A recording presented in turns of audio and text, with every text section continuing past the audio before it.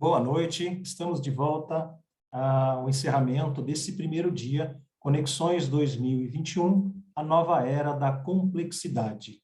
Agora são 20 horas e 35 minutos desta quinta-feira, 11 de novembro. Estamos aqui no painel da palestra magna com o filósofo e escritor Luiz Felipe Pondé. Gostaria de chamar ao palco virtual o professor José Locivaldo, do Instituto Alfa Lumen, e Emanuel Santiago, também nosso professor, que farão a moderação e convidarão o Pondé para nos abrilhantar nesse momento e nesta noite. Obrigado.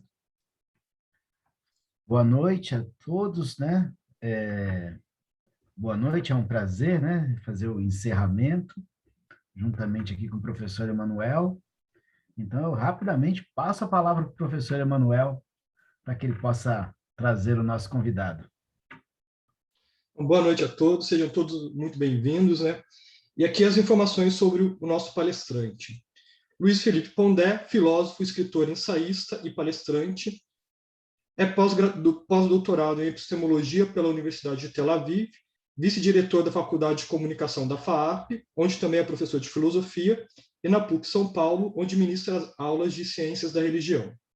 Colunista do jornal Folha de São Paulo há quase 6 anos, Pondé também é autor de 12 livros, sendo inclusive aclamado pela crítica com os livros Filosofia para Corajosos, A Era do Ressentimento e Os 10 Mandamentos mais um.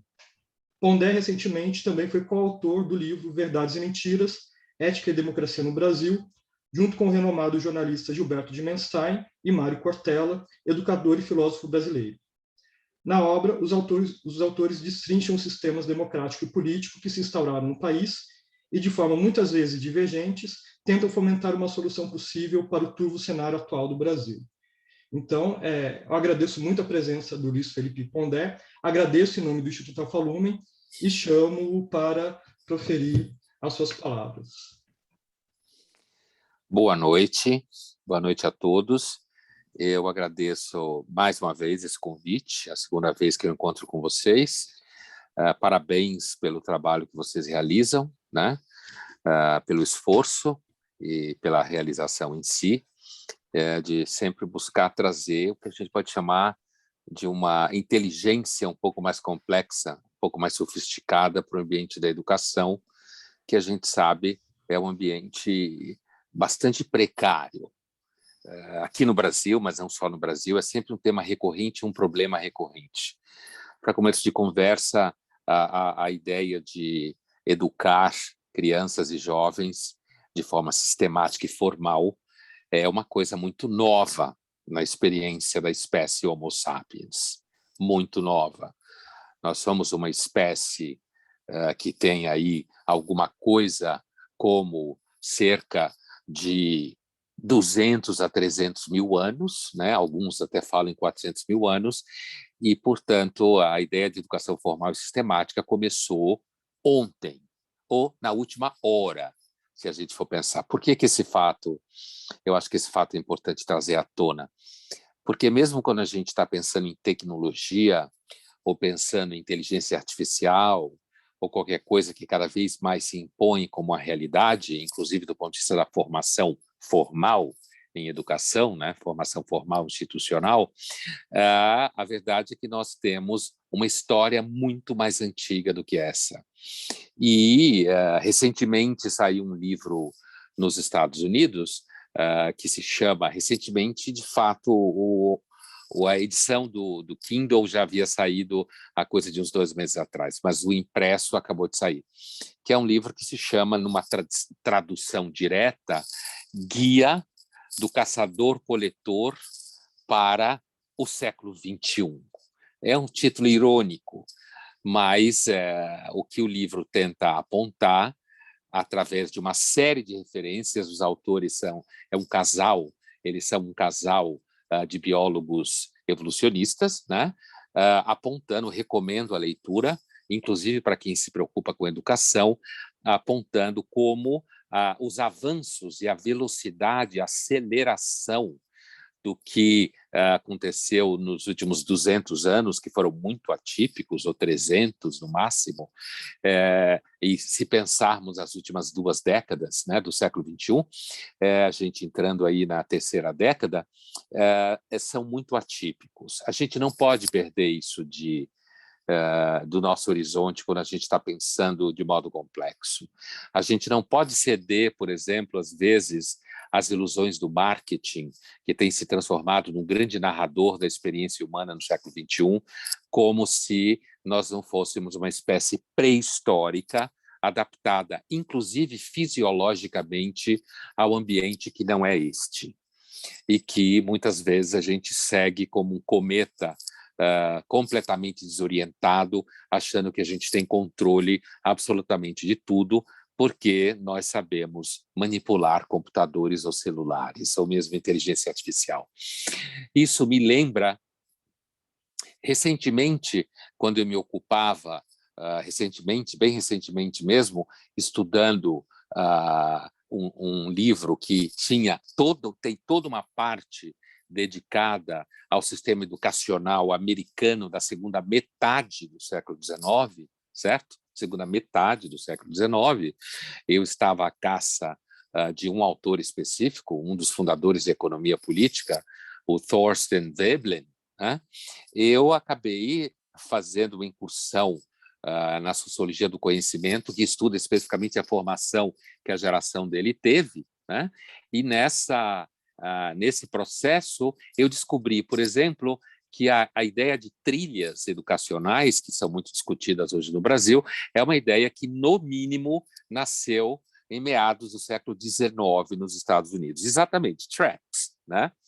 E que eles trabalhavam com trilhas técnicas, trilhas científicas, trilhas clássicas, trilhas práticas. E o que eu quero dizer com isso? É evidente que o que salta aos olhos primeiro é o fato que a descoberta da ideia de trilhas à formação educacional não é uma descoberta, é, na realidade, um retorno a uma ideia praticada já desde a metade do século XIX, no mínimo, né, nos Estados Unidos, e que contemplava, ao lado das trilhas técnicas, a gente diria hoje tecnológicas, talvez, e ao lado das trilhas científicas e práticas, a trilha clássica.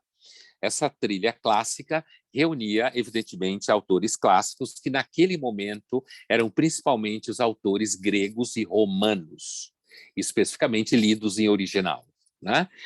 Porém, quando a gente lembra de uma questão que eu sempre aponto quando se discute educação, desafios da educação, me parece que há um desafio central na educação hoje em dia, que às vezes nos escapa, né, por conta, digamos assim, do caráter imperativo de acompanhar os avanços tecnológicos e as disrupções que eles causam, porque a tecnologia ela é sempre disruptiva e a disrupção causa desorientação.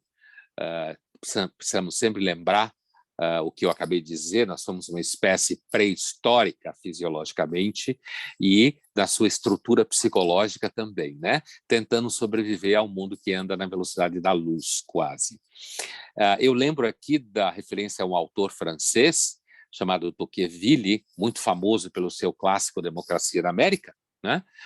Que existe em português, mas eu lembro especificamente de um texto dele chamado Souvenirs, em francês, Lembranças, Memórias, que é escrito em 1840, entre 1848 e 1851, né? A gente sabe que 1848 foi o ano da terceira Revolução Francesa, né? Foram 4, 1789, 1830, 1848 e 1871. Né, essa chamada Comuna de Paris. Em 1848, Tocqueville era membro da Câmara Constitucional, a Constituinte, que estavam preparando a Constituição francesa, e o Tocqueville escreve, num dado momento, no seu texto de lembranças, ele escreve: o mal do nosso século, 1848, ele está escrevendo esse texto, em meio à insurgência, né? O socialista. O mal do nosso século é a inquietação dos espíritos, tá? inquietação dos espíritos. E aí ele avança na discussão do contexto em que eles estavam vivendo, a busca da reorganização do mundo a partir de revoluções sociais e tal.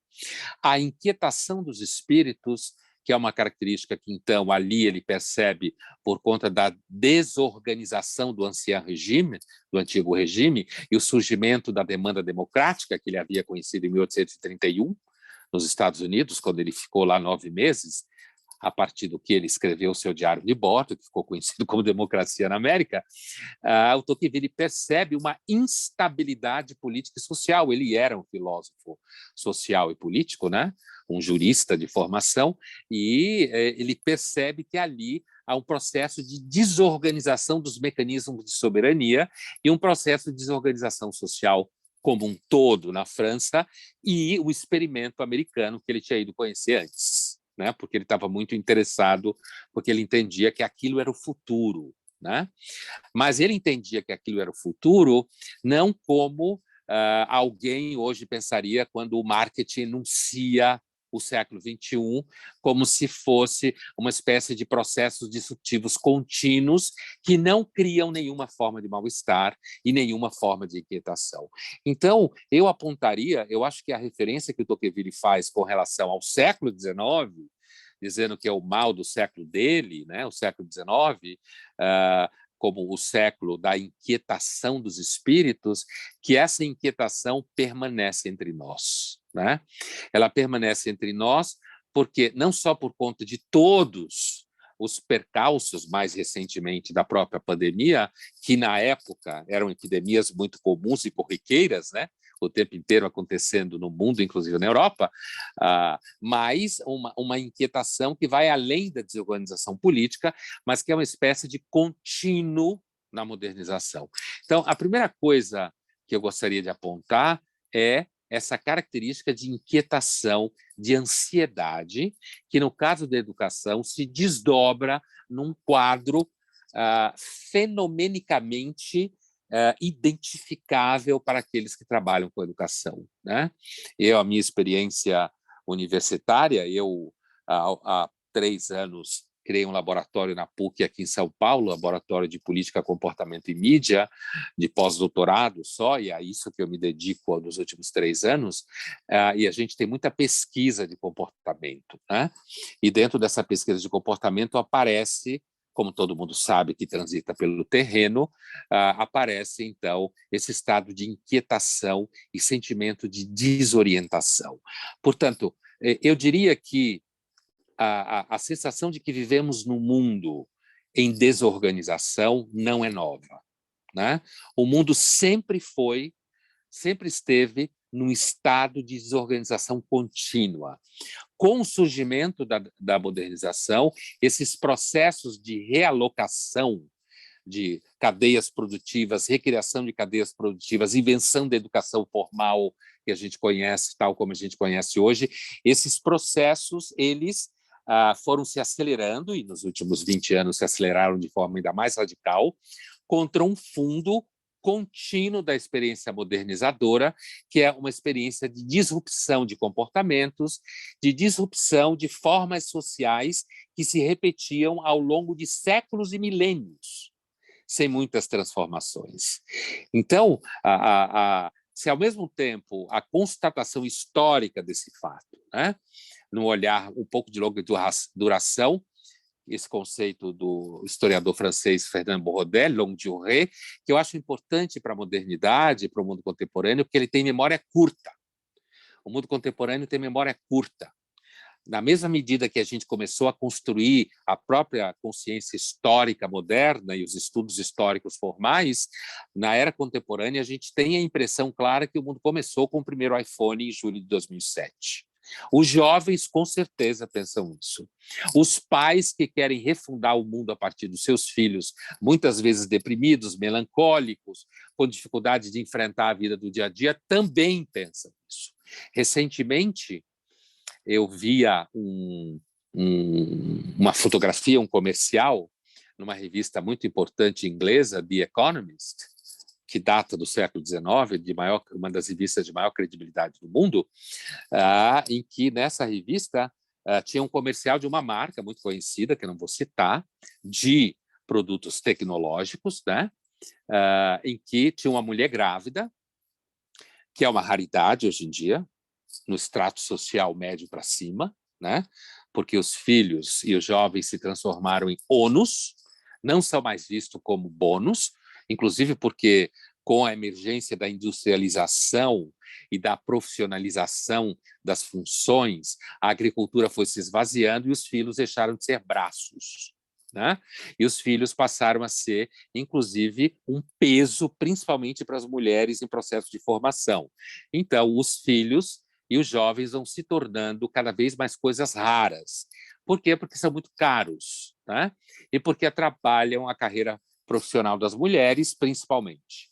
Dos homens, de certa forma, também, na hora que eles tomam consciência que eles não devem engravidar mulheres, porque isso estabelece um vínculo para a vida inteira, certo? Mesmo que o vínculo entre o homem e a mulher se desapareça, mas, à medida, então, que a gente vai percebendo essa inquietação dos espíritos materializada na própria busca de transformação da vida, esses processos modernos de aceleração vão instaurando continuidades de ansiedade e continuidades de inquietação. E quando a gente acaba confundindo a história com a história da tecnologia, como é muito comum, infelizmente, a área da educação é uma área que sofre com a precariedade teórica, infelizmente, né? Ela sofre com modas, modismos, autoajuda, literatura motivacional, mais recentemente com o marketing regendo as escolas, porque, inclusive, tem que garantir a fidelização dos pais, né? Porque à medida que as pessoas melhoram de vida, como eu dizia, elas vão abrindo mão de filhos porque vão tendo só um, quando muito, e isso implica numa precarização psicológica da criança, porque os pais projetam sobre esse único filho toda a sua gama de expectativas, e aí eu volto ao comercial, porque estava dando um contexto, né? Por quê? Porque nesse comercial você tem uma mulher grávida abraçando a sua barriga, que é um gesto muito comum de mulheres grávidas, e ela está diante de um cenário, de uma paisagem, cachoeira, rio, floresta, uma paisagem que você identificaria com a natureza, certo? E embaixo tem uma frase em aspas, que você entende claramente que é ela que está falando, que a frase é a seguinte, traduzo diretamente: a sua missão será salvar nosso planeta. Embaixo escrito Generation 1, geração 1. É o marketing inventando um novo termo para geração. O marketing inventou o conceito de geração, né? A marketing americana, a publicidade, quando criou a geração Baby Boomer e a partir daí várias outras, né? Até os milênios, os Zs, ou os Ys, ou os Is. Os Y era uma forma europeia de se referir aos milênios americanos, mas essa geração 1, a frase é importante. Uma mãe falando para o seu filho, ainda na sua barriga, no estado de gravidez avançado, mas ainda na sua barriga, sua missão será salvar nosso planeta. Essa frase é uma confissão de instalação de gerações e gerações de jovens ansiosas, inseguras, que já nascem com uma agenda. Já nasce alocado sobre elas a obrigação de salvar o planeta. A gente sabe muito bem que isso é um comercial de uma marca muito famosa, quem for à revista Economist consegue ver facilmente, é uma frase que quer passar a imagem de que a marca está preocupada com o planeta, mas ela reincide numa temática comum hoje em relação aos mais jovens, que é a responsabilização dos jovens pelo planeta, quando os jovens mal conseguem estudar, mal conseguem lidar com a sua própria juventude, mal conseguem lidar com a adolescência. Você tem dados, esses que eu vou citar de 2017, em vários países do mundo, numa pesquisa de uma psicóloga comportamental americana, Jean Twenge, em que, em 2017, ela publica um artigo em que ela mostra que, através de 4 marcadores de comportamento de adultagem, como falam os americanos, né? Essa adulting, né? Adultagem, os 4 marcadores são se sustentar, cada vez mais eles se sustentam menos, porque ganham menos. Sair de casa, cada vez mais eles saem mais tarde de casa, porque, inclusive, eles não estabelecem família, eles têm medo de estabelecer relacionamentos, muitos, né? Exatamente isso, né? Adulthood, adultagem, né? Uma tradução selvagem. E, ao mesmo tempo, para eles saírem de casa, eles dependem do incentivo financeiro dos pais, né? Eles não conseguem manter relacionamentos duradouros, afetivos, e não conseguem lidar com a ideia de criar famílias e ter filhos. Ela se refere a essas estratégias de vida como slow life. Slow life strategies, estratégias lentas de vida. Quanto mais você abaixa no extrato social, mais os jovens têm fast life strategies, como era comum antigamente.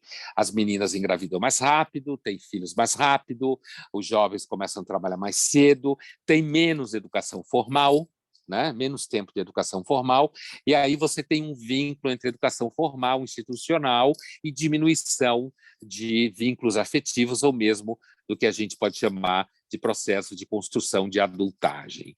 Então, essa fotografia ela é muito significativa de uma abordagem que eu entendo equivocada de como a gente deve pensar mesmo a educação, ou deve pensar a nossa responsabilidade para com os mais jovens. A gente não deve fazer os mais jovens serem responsáveis pelo mundo, como se nós já não fôssemos mesmo responsáveis pelo mundo. Isso é um processo muito antigo.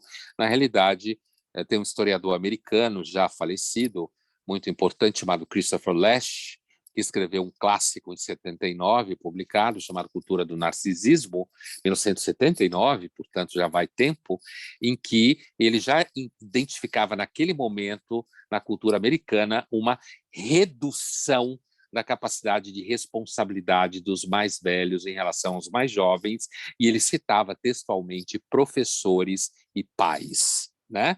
Como que recusando a função de serem narradores da vida, como dizia o Walter Benjamin, né? Que uma geração deve narrar a vida para a próxima geração, ao invés de inverter a relação, como que acontece hoje, a ideia de que o mundo deve ser guiado cada vez mais por jovens. Você tem uma estrutura complexa agindo sobre isso, inclusive no mercado de trabalho, que é uma tendência, ao mesmo tempo que você tem uma longevidade ampliada, graças aos avanços médicos, às vacinas, que é muito importante lembrar, numa época de paranoia e ignorância travestida de liberdade que tem por aí, saneamento básico, né? Todo o avanço da indústria farmacêutica criou uma longevidade maior para a população, mas esse mesmo processo gera cada vez mais um afastamento dos mais velhos da cadeia produtiva, principalmente no mundo corporativo. Isso é um fato, não é uma impressão, né? É um fato. Né? Mesmo que o marketing das empresas coloquem pessoas de 60 anos com roupa de yoga nos jornais para querer dizer que as empresas estão assimilando a experiência dos mais velhos. Não. Uma das disrupções modernas por excelência é a desvalorização da experiência anterior. Isso é uma catástrofe para a formação e para a educação. Já o sociólogo húngaro britânico, canadense, porque ele fez formação no Canadá, hoje ele é professor na Inglaterra, o Frank Furedi, recentemente lançou um livro chamado 100 Years of Crisis Identity, discutindo a guerra cultural. Ele já apontava, em livros anteriores, de 2018, 2019, ele apontava já uma ruptura que ele identificava no final da Primeira Guerra Mundial, na educação europeia, que era os educadores começando a chegar à conclusão que eles não podiam ensinar nada aos mais jovens, nem os valores, porque eles tinham criado a Primeira Guerra Mundial e uma série de devastações. Portanto, eles se viraram para a psicologia, para a ciência, né? E para as ideologias políticas como reservatórios, como ferramentas de produção de valores, comportamentos e ensino. O que o Furedi entende como um problema, porque as teorias psicológicas e científicas ou as ideologias políticas não conseguem repor aquele espaço de repetição de formas sociais ao longo de milênios que estabilizavam a forma das pessoas compreenderem seu lugar no mundo. Porque a modernização é exatamente a destruição dos lugares do mundo e a crença de que a gente pode recriá-los a partir de uma grande engenharia social, o que a gente não sabe exatamente como fazer. E aí é um dos motivos da educação ser atravessada por modismos, é porque a educação, segundo Freire, desde o final da Primeira Guerra Mundial, na Europa, né? A Hannah Arendt escreve nos anos 50 um artigo sobre educação nos Estados Unidos que ela aponta um fenômeno semelhante, né? Que é uma educação que não está mais equipada para transmitir valores, porque há uma descrença nos valores. E essa descrença tem a ver com as disrupções modernas, a industrialização, o capitalismo agressivo, o avanço econômico e o grande processo de desencaixe, como se fala em antropologia, que a modernização estabeleceu no mundo, né? No mundo, em grande medida, cada vez mais avançando, e é muito capitaneado, inclusive, pelos avanços tecnológicos, tecnologias digitais, né? Inteligência artificial, toda essa transformação que o mundo vem passando e a educação no meio disso. Portanto, voltando ao começo, né? Eu me referia às tracks, às trilhas, que eram praticadas no sistema das chamadas escolas comuns dos Estados Unidos, a partir de meados do século XIX. Essas escolas comuns, inclusive, não faziam diferenças de classes, não eram obrigatórias no começo, e você tinha crianças de idades diferentes, e depois os colleges comuns, que foram criados como continuidade das escolas comuns, né, do common schools, como eles chamavam, e ali havia uma preocupação com as trilhas clássicas e uma indagação contínua de qual era o uso das trilhas clássicas. Por que eu trago isso? Porque me parece que um elemento fundamental na discussão sobre educação e no desafio que a educação encontra, e não é à toa que eu comecei falando de pré-história, comecei falando de passado, me parece que a história nunca foi tão importante, né? A consciência de que a história tem uma longa duração, a consciência que o período que a gente vive tem, no mínimo, uma duração igual ao que o Tocqueville identificou em 1848, na França, né?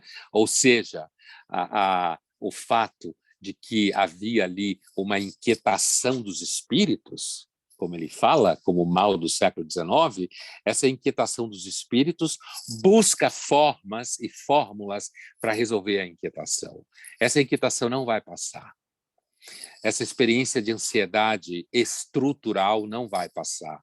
Pelo contrário, ela tende a se tornar cada vez mais presente. A prova disso é o crescimento da medicação, não mais só como um processo que alguém poderia entender vagamente como cura, mas como um processo de certa forma, tentar elevar a capacidade fisiológica e psicológica das crianças e dos adolescentes para enfrentar as demandas de mercado, as demandas de percepção de longa longevidade, mas curta validade no mercado de trabalho, certo? Portanto, toda a experiência de aceleração que os jovens têm, querendo resolver a vida profissional cada vez mais rápido, né? Todos esses elementos determinam uma matriz sociológica histórica para a experiência da inquietação. É isso que o Tocqueville percebeu em 1848, né? Esse desarranjo das estruturas. Não se trata de voltar ao passado, não há como voltar ao passado, ninguém está dizendo que o passado era um paraíso, nunca houve paraíso, nem nunca haverá paraíso, mas se trata de tomar consciência que existem alguns elementos que são aparentemente estruturantes à experiência moderna, e um deles é o sentimento de desorientação, inquietação, ansiedade, principalmente porque a experiência moderna, infelizmente, a educação guiada pelo marketing tem cada vez mais pressionado nesse sentido. Recentemente eu via um vídeo promocional de uma marca de educação importante no país, em que ela definia o objetivo da educação na sua instituição, a produção de pessoas potentes. Eu cito literalmente. Eu temo muito quando alguém pensa em produzir pessoas potentes, porque, na realidade, o que a gente vem produzindo cada vez mais são jovens com dificuldade exatamente do que o Nietzsche chamaria de potência, né? Porque medicados, inseguros, cada vez mais dependentes, seja de psicoterapias ou dependentes de psicofármacos.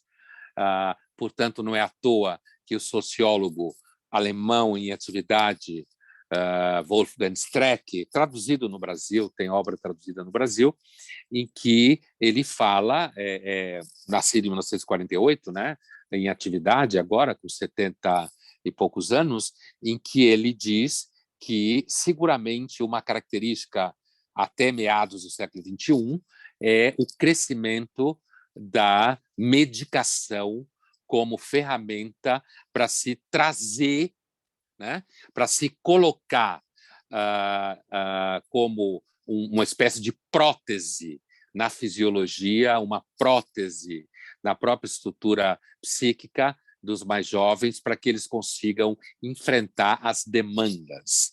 Só que nós somos uma espécie pré-histórica, né?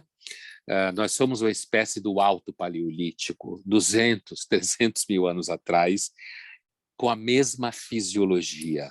Portanto, nós estamos manipulando um organismo psíquico-fisiológico que se estabeleceu da forma que se estabeleceu, está adaptado ao meio ambiente que não é determinado por essa velocidade da tecnologia. Isso não quer dizer que a gente tem que abrir mão da tecnologia, né? Não se abre mão da tecnologia, como não se abre mão de aviões, vacinas e remédios, mas quer dizer que existe um elemento, né, que aparece, então, no livro que eu citava no começo, Guia do Caçador-Coletor para o século XXI, um elemento ancestral na nossa experiência, que é uma angústia em relação ao processo de modernização inevitável.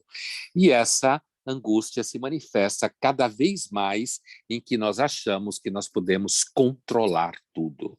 Assim como uma marca de tecnologia vende a imagem de que nós podemos controlar a vida, inclusive dos que não nasceram, e dar a eles uma agenda, àqueles que ainda não nasceram. Portanto, toda vez que nossos mecanismos de controle entram em crise, a ansiedade toma conta de nós, porque ela é justamente um afeto que aponta o fracasso dos mecanismos de controle, certo? Portanto, fechando aqui a minha fala, eu diria que, parafraseando o reitor da Universidade de Harvard, né, a gente não precisa, além de estar em dia com a tecnologia, além de estar em dia com as disrupções modernas, além de pensar jovens capazes de lidar com tudo que há de mais novo, assim como se discutia nas trilhas em meados do século XIX nos Estados Unidos, né, que passava por uma revolução industrial e econômica vertiginosa, né, para virar os Estados Unidos que a gente conhece, esse jovem precisa ser também um especialista em Shakespeare, como ele dizia, um especialista em clássicos. Dizer Shakespeare, americano, falando de língua inglesa, considerado o maior autor de língua inglesa, né? A gente poderia falar aqui em Nelson Rodrigues, Machado de Assis, mas o que eu quero dizer é que, com isso, o que eu quero dizer é que existe um trânsito, uma continuidade de uma experiência de inquietação e de ansiedade, de uma disrupção que começou há cerca de 300 anos, está em curso, em processo de aceleração, ninguém sabe para onde está indo, e isso não significa sair do processo, porque, inclusive, ninguém pode fazê-lo, mas sim manter firme a consciência de que jovens e alunos são esses pequenos pré-históricos que nascem a cada momento com elementos que transcendem o celular, que transcendem a fúria do marketing em querer nos convencer que, na realidade, nós nascemos com o primeiro iPhone em julho de 2007. Obrigado.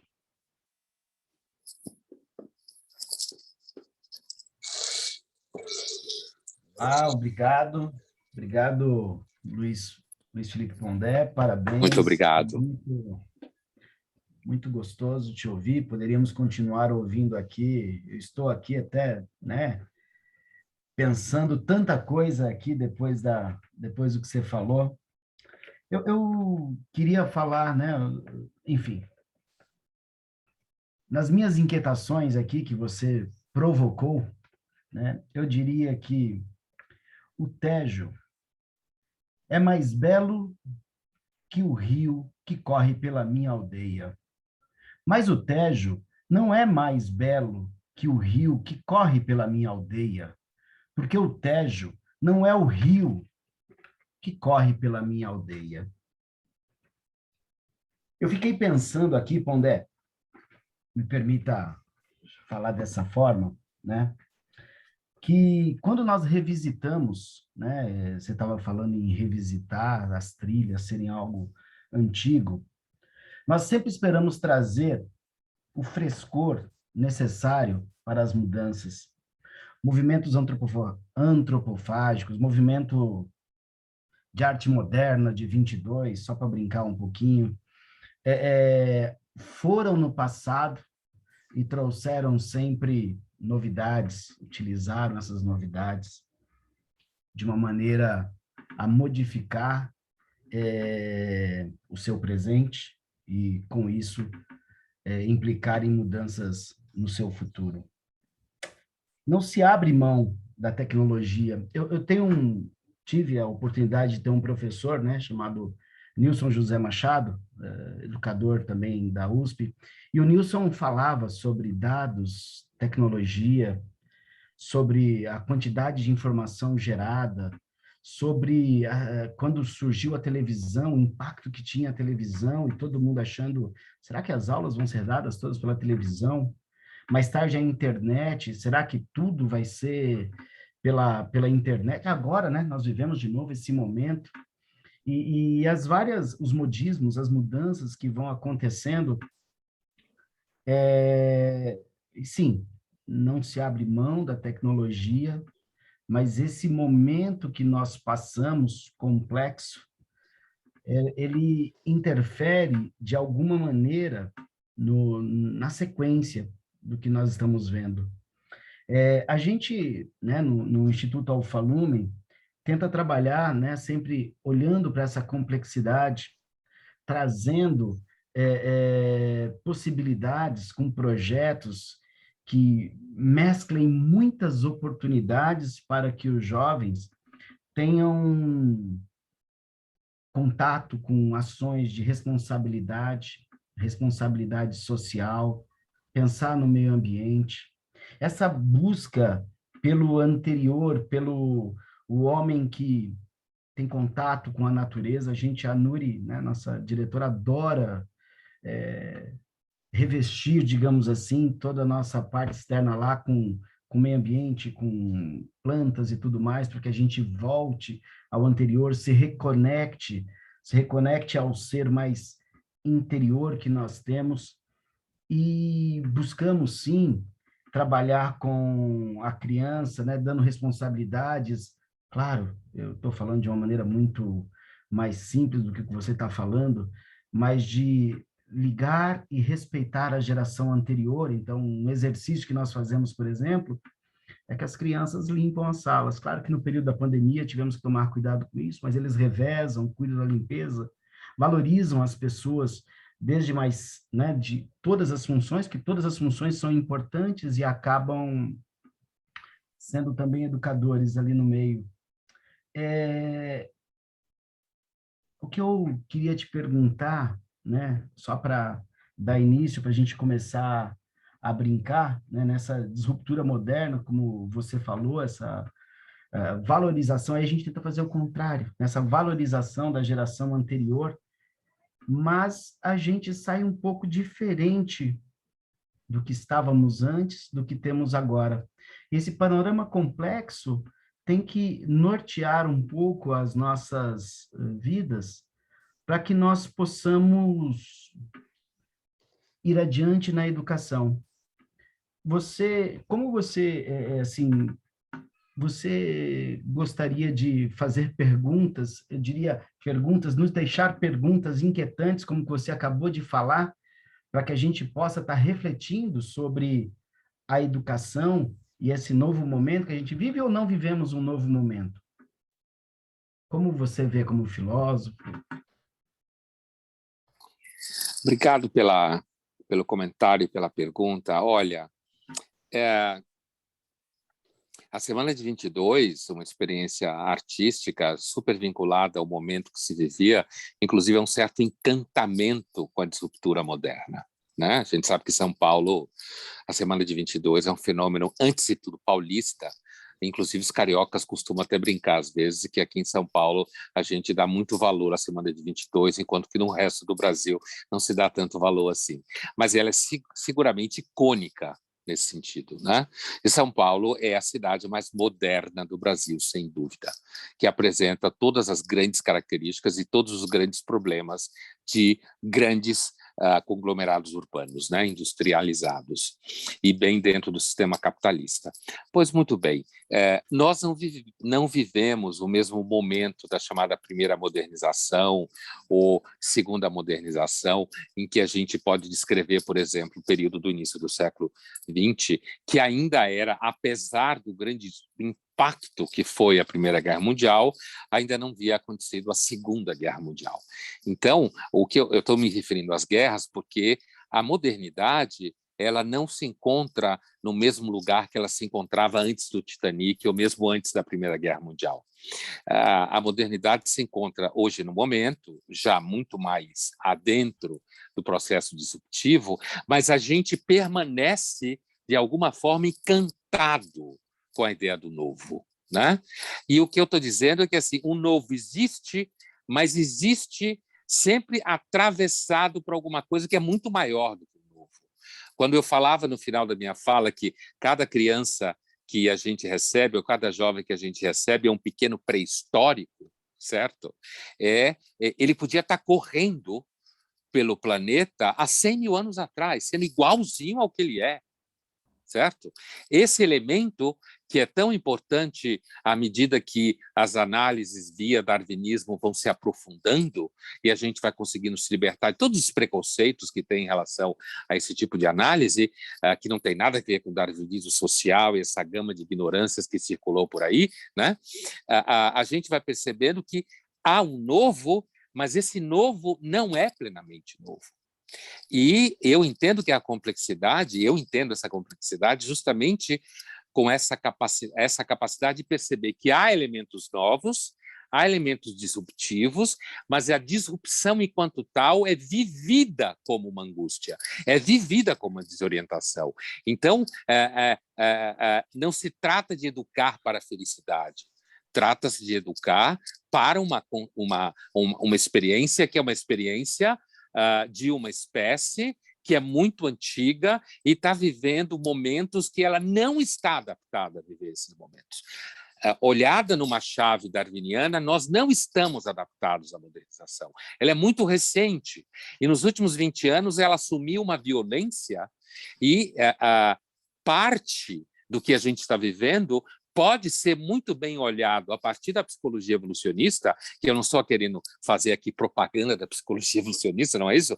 Mas estou falando dela como uma ferramenta, inclusive nova e científica, de observar que, às vezes, a gente fala dos jovens como se eles tivessem, de fato, nascido com a contracultura, de se eles, de fato, fossem uma criatura dos anos 60. Né? Não, eles são pré-históricos. Né? É claro que a noção de jovem que a gente tem hoje é, inclusive, fruto da modernização. O primeiro autor que falou de jovem como a gente vê hoje é o Jean-Jacques Rousseau, no Emílio. É o primeiro. Né? E falava de um período muito curto. Hoje, essa concepção se estendeu muito, inclusive, pelo alongamento da educação formal. Quando eu me referia a sociologia do conhecimento, discutindo a formação do sistema educacional americano na segunda metade do XIX, o que se percebe ali foi justamente o processo de alongamento da educação formal nos Estados Unidos. E como isso foi criando essa concepção de jovem que a gente tem, como se fosse um ser completamente novo. Novo é a educação formal longa. Novas são as expectativas que a gente tem sobre eles. A dimensão estrutural, psicológica e fisiológica é pré-histórica. E a gente não se atenta para isso.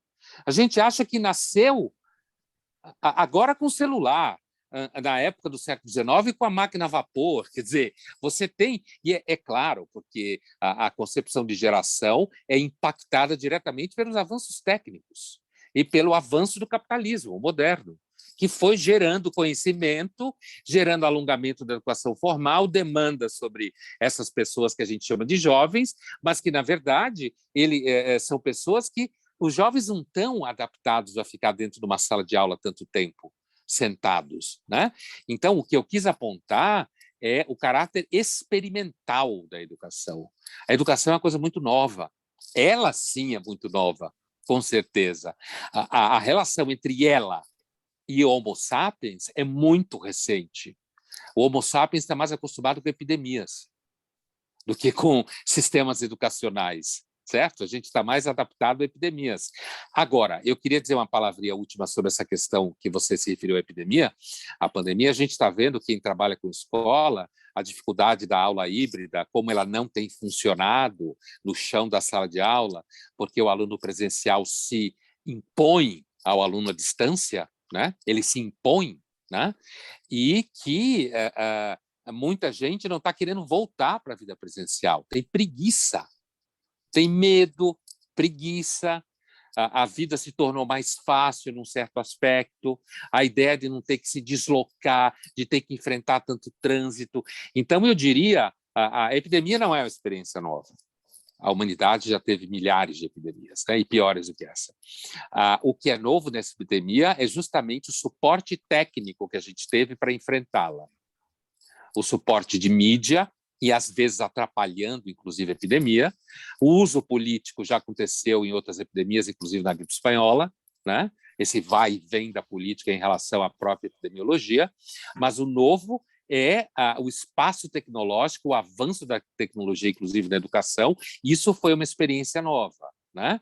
Agora, a verdade é que, nesse momento, me parece que as instituições precisam, ao mesmo tempo que assimilam os avanços do remoto, precisam ficar atentos para que não se crie uma inércia em relação ao retorno aos ambientes presenciais, porque nós somos uma espécie presencial. Ninguém tem a mínima ideia do que pode acontecer com uma espécie presencial quando ela se acostuma à inércia da distância e da dificuldade do esforço. Isso é visto em vários ambientes. No ambiente de trabalho corporativo, no ambiente psicoterápico, a resistência à volta ao ambiente presencial, né? Por quê? Porque o ambiente presencial é trabalhoso. Os vínculos sociais são trabalhosos. É muito mais fácil você ficar à distância. Isso é uma experiência que o aparato técnico nos trouxe. As pessoas atravessaram epidemias presencialmente, o tempo todo, né? Ainda que fazendo, na Idade Média, você emparedava pessoas que tinham alguém com peste da família para todo mundo morrer emparedado, né? Esse era o mecanismo de quarentena que havia na Idade Média, certo? Graças a Deus a gente evoluiu em relação a isso, mas eu diria, como inquietação em relação ao que você falou, é que nunca foi tão importante a gente assumir a inquietação e a ansiedade como uma variável estrutural. Ela não vai passar. Ela não vai passar. Não tem como passar, porque ela é um dado, um efeito colateral do modo de produção moderno, industrial, acelerado, tecnológico, que vai rompendo os vínculos, as formas sociais repetidas ao longo de milênios. Nós estamos no começo desse processo. No começo, apesar que tem 300 anos. Né? Obrigado. Eu que agradeço. Manu? Eu tinha preparado uma pergunta aqui, mas, né, ouvindo, né, a sua palestra, aí já me apresentou outras questões. Assim. Então, também vender um pouco o nosso peixe aqui, que é o seguinte, o Alfa, ele é muito forte nessa parte de tecnologia, né? A gente tem vários eventos voltados Eu para a área, sei. mas essa preocupação também com a questão da formação humanística também está muito presente. Então, eu sou professor de literatura, né? Eu também Eu sei. trabalho com os Eu alunos sei. do 8º ano. Este Uhum. ano, eu trabalhei com eles o Don Quixote. Então, todo o currículo do 8º ano foi em torno do Don Quixote. E no 9º ano, a gente trabalha os clássicos da literatura, começando com Homero e Hesíodo, e indo até a Divina Comédia. Né? E não com versões adaptadas, e sempre com traduções consagradas. Então, essa questão da preocupação com o clássico, né? E definindo o clássico talvez como uma obra que tem um tratamento formal elevado para tratar dessas grandes questões existenciais da humanidade, é uma coisa que, aos poucos, tem se perdido nesse sistema educacional que nós vivemos. Né? Então, pelo menos desde os PCN, né, da década de 90, tem uma tendência cada vez maior de olhar para a literatura, né? Por exemplo, você verifica isso nos Enems, como questões de interpretação de texto ou como questões de gênero textual. Né? Então, como se a literatura fosse simplesmente uma forma de texto diferente que o aluno precisa dominar, e perde-se um pouco essa dimensão da literatura como sistema ou da literatura como tradição, né? Como essa experiência coletiva que vai se construindo de geração em geração e que cria alguns arquétipos, né, vamos dizer assim, que comunicam experiência no sentido benjaminiano, né, que é esse conhecimento que você obtém da vida, esse conhecimento que você obtém a partir da vivência. E a gente ainda está nesse momento de implementação da reforma do ensino médio, né? E eu vejo um pouco de preocupação essa questão dos itinerários, que uma vez que o oferecimento dos itinerários fica um pouco a cargo de cada escola, pode acontecer que essas escolas, né, que não estão tão bem equipadas, com professores, etc., essa formação, vamos dizer assim, mais clássica, ela comece a dar lugar para uma formação mais propriamente técnica. Né? Então, que haja Sim. uma especialização cada vez maior, né? Assim como há cada vez maior dentro da área de linguagens, vamos dizer assim, o requisito de um professor mais generalista, que vai olhar para a literatura como uma forma de texto a mais dentro de uma miríade de outros, né? Também, e vai perdendo sua especificidade cultural, isso também me preocupa um pouco nessa estrutura dos itinerários, que ficando a cargo, né, de cada escola, um pouco essa autonomia, pode ser que, com o passar do tempo, hoje em dia, se um aluno quiser passar no Enem, ele pode terminar o ensino médio sem ter aberto, um único livro no ensino médio inteiro. Certo? Agora, com as trilhas, pode acontecer, de alguns casos, alunos que vão passar pelo ensino médio sem nem saber quem foi Machado de Assis. Né? Então, isso, como é que você vê um pouco essa questão dessa... Olha, eu sei o trabalho que vocês fazem na Alfa, inclusive desde o ano passado, né, que foi a primeira vez que a gente se encontrou, e eu diria a você assim, aquele estudo de sociologia do conhecimento ao qual me referi no começo da minha fala, que é um estudo digamos, a pergunta que o sociólogo se faz, né, que ele quer responder, ele está estudando a formação do Veblen, né, um dos fundadores, tipo, segunda geração dos grandes clássicos da economia. E ele está querendo responder a seguinte pergunta: por que o Veblen foi tão original? Por que ele é considerado genial, né, de uma forma peculiar dentro da fundação da economia, né, que é conhecido como um economista que destruiu a economia e caminhou em direção a uma sociologia da economia, né? Que é um tema que foi perdido muito tempo. Quando o Veblen publica, em 1899, o seu grande clássico, a Teoria da Classe do Lazer, né? A hipótese dele é o seguinte: na realidade, a produção de riqueza está ao redor de pessoas que não fazem nada, que são predatórias. As elites são predatórias. Não é o trabalho que produz riqueza. Essa hipótese dele, que é escandalosa até hoje, então, a intenção do autor é identificar como teria sido o processo que levou ao Veblen a ser original. É uma hipótese bastante desafiadora, né? Como hipótese de trabalho. Né? E aí ele vai rastreando toda a formação informal e formal do Veblen no ambiente que ele viveu, com uma série de outros intelectuais importantes americanos do final do XIX, e ele levanta a hipótese que uma das chaves fundamentais é o processo de repetição de conhecimentos anteriores associado a mudanças, repetição e mudança, repetição e mudança, repetição e mudança. E aí ele vai dizer que a originalidade do Veblen, que ele usa como caso para expandir a pergunta, como que a gente entende a formação de autores que são originais, né? Que é a pergunta geral dele. Então, assim, nesse universo, ele diz, olha, um dos fatos essenciais são jovens que são expostos a processos metodológicos repetitivos de conhecimentos conhecidos e, ao mesmo tempo, é dada a eles a chance deles inventarem em cima do que eles estão repetindo. E um repertório muito largo. O Veblen passou por 4 universidades de primeira linha dos Estados Unidos na época, né? Que é um percurso bastante pouco comum, 4 grandes universidades, vindo de uma família de imigrantes noruegueses agricultores do meio oeste americano. Então, eu estou dizendo isso para você porque quando você diz a tua preocupação, que eu sei disso porque eu recebo os alunos da universidade, né? E eu sei, muitos passam sem saber quem é Machado ou Nelson, falando de literatura brasileira especificamente, mas de literatura estrangeira, então, nem pensar, né? Sem noção de que a literatura é uma tradição, ela é um repertório de tratamento, essa grande literatura, inclusive a tentativa de dizer que ela não existe, a demolição sistemática dos grandes clássicos.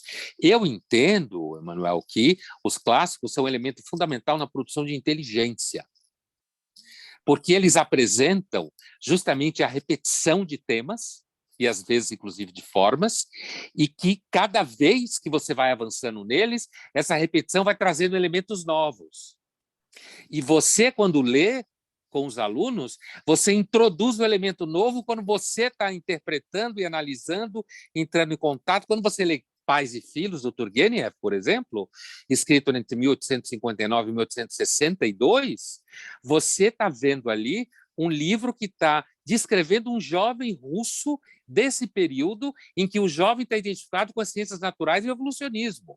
O jovem que só acreditava em dissecar rãs, mas não acreditava no amor, como diz o narrador do romance. Pais e Filhos, virou nome de revista. Né? Quando você expõe os jovens a esse livro, eles ficam, mas quer dizer, então, que esse conflito de gerações já acontecia no século XIX? Na Rússia, né? Que não era um país avançado na época, né? De forma nenhuma. Então, eu diria para você, eu partilho da sua preocupação.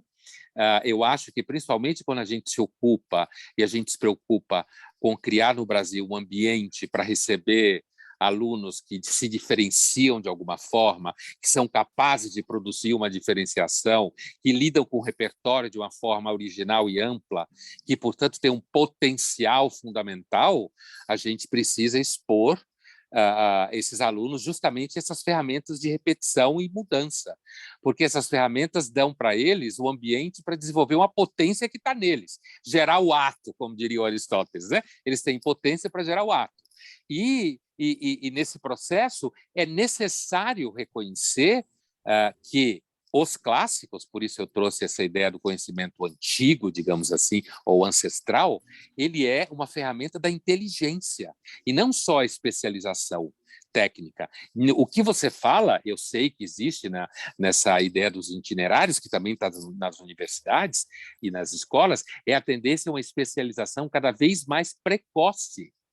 E a especialização precoce é perda de inteligência, é perda de capacidade cognitiva.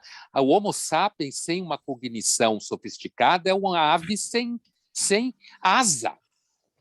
É uma ave com a asa quebrada, porque a nossa ferramenta é a inteligência. É isso que fez a gente chegar onde a gente chegou. É claro que existe uma série de referências fundamentais, mas a nossa inteligência, a nossa capacidade de pensar largo, pensar profundo, lidar com várias referências, fazer sínteses complexas. E você tem jovens que têm uma potência. Eu não quero entrar aqui nessa discussão infernal sobre se existem jovens que são mais inteligentes do que outros, mas quem está no chão da sala de aula sabe o que acontece no chão da sala de aula, certo? Sabe os interesses diferentes, a forma de apropriação, a capacidade de estabelecer relações com a vida que eles têm quando eles estão lendo Otelo e descobrem como é difícil conviver com alguém que é muito melhor que você, como era Iago em relação ao Otelo, né? Aquele ressentimento, aquela inveja, aquela raiva contínua. Então, eu acho fundamental repetição e mudança. E a repetição vem na literatura clássica, isso aparece o tempo inteiro, né? É interessante quando você coloca Medeia na mão desses jovens e eles percebem que ali já está sendo discutida pela ama que uma mãe matar filhos é o pior ato que alguém pode cometer, porque se você não acredita, não confia nas mães, você vai confiar no quê? Como que uma criança vai confiar no mundo se ela não puder confiar na mãe dela? É uma catástrofe.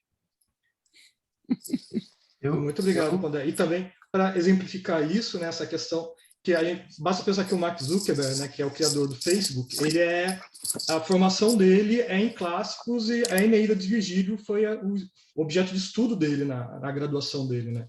Então, esse cara que inovou o conceito de mídia social é especialista em Virgílio, né? Então, né, aparentemente não é por acaso, né? Então, né, esse conhecimento... Então, muito obrigado pela resposta, gostei bastante, valeu. Obrigado pela pergunta. Eu adoraria continuar fazendo perguntas. Nós fizemos 2 perguntas e já estouramos o tempo. É isso, Marcos? Senão eu continuo. Tem as perguntas dos pais que estão aqui, tem pergunta do pessoal que está participando, né?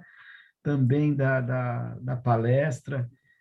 Nós gostaríamos de registrar que muitas pessoas estão interagindo, Pondé, mandando saudação, agradecendo a palestra, elogiando. Muito obrigado. Aqui, Porto Velho, Rondônia, Belo Horizonte, Siqueira Campos, no Paraná, Novo Hamburgo, no Rio Grande do Sul, Caxias do Sul, Recife. Então, estamos aí em todo o Brasil acompanhando essa palestra. Sempre o gostinho de quero mais, né? Para que a gente possa ter cada vez mais atividades. Eu acho que a gente pode contextualizar e finalizar agora com quase 21 horas e 40 minutos, já são. Eu quero muito agradecer o Pondé, dizer que eu vou pedir, né, para ele depois, para dar uma olhadinha nas perguntas, aí, uma ou outra pergunta, para que a gente possa encaminhar. Mas, no fundo do coração, muito obrigado. Foi muito gostoso e rápido. Não tem aquela história. Eu sempre ouço isso, Pondé. Vou trazer como é que fala? Quando a gente fica falando em mérito próprio, eu, às vezes estou dando aula de matemática, e aí os alunos falam assim, é tão gostoso, a aula foi tão gostosa que passou tão rápido, professor. Então, eu vou todo usar professor aqui... conhece isso, né? A aula que passa rápido é bom. É boa. A palestra passou muito rápido, nossa conversa aqui, não deu nem tempo fazer mais perguntas, quero agradecer, né, a tua participação, agradecer ao professor, né, Emanuel também, Marcos, mas agora eu vou deixar aí vocês para fazer as despedidas aí, os agradecimentos finais. Obrigado. Muito obrigado, eu que agradeço. Gostaríamos de escutar as considerações finais do nosso convidado, Pondé, Luiz Felipe Pondé, por gentileza. Olha, eu queria dar parabéns a vocês pelo trabalho que vocês fazem, e como me parece que esse trabalho é fundamental para a gente melhorar um pouco a excelência, como falam os americanos, né? Aquilo que eu trouxe no começo, e por essa razão, quer dizer, como que a gente identifica como aparecem as pessoas que produzem originalidade no conhecimento. Né? Essa pergunta da sociologia do conhecimento, que não é muito comum de ser feita, mas que me encantou e eu acho fundamental e que tem tudo a ver com o trabalho que vocês fazem. Né? Como que se identifica processos que geram jovens que são capazes, de fato, de ir além do que a maioria vai. E que, porque vão além, conseguem trazer para o mundo visões, soluções, ferramentas, entendimento que, sem essas pessoas, de repente, não apareceriam. Então, acho que vocês são um caso da sociologia do conhecimento, um objeto para estudo da sociologia do conhecimento. Parabéns. Então, em nome do Instituto Alfalume, da nossa diretora fundadora Nuricel Villalonga Aguilera, agradecemos a presença e a participação do filósofo e escritor Luiz Felipe Pondé, nessa mesa de hoje, coordenada pelo professor Emanuel Santiago e o professor José Lucivaldo. Lembrando que nossas atividades começam amanhã, a partir das 10 horas da manhã, com um painel sobre boas práticas na educação, que teremos o Decolar, projeto de São José dos Campos, junto com o Instituto Alfalume. Convidamos a todos a acessarem o nosso site, www.alfalume.org.br, para entender todo o projeto do Instituto Alfalume e conhecer a programação de amanhã. E esse evento é realizado e promovido pelo Instituto Alfalume com o apoio da Fundação Edgar Morin, Instituto Virgolin, Combrasde e Stone. Uma boa noite a todos e até amanhã. Boa noite, muito obrigado. Bom trabalho para vocês. Tchau. Muito obrigado, Pondé. Tchau, tchau. Obrigado.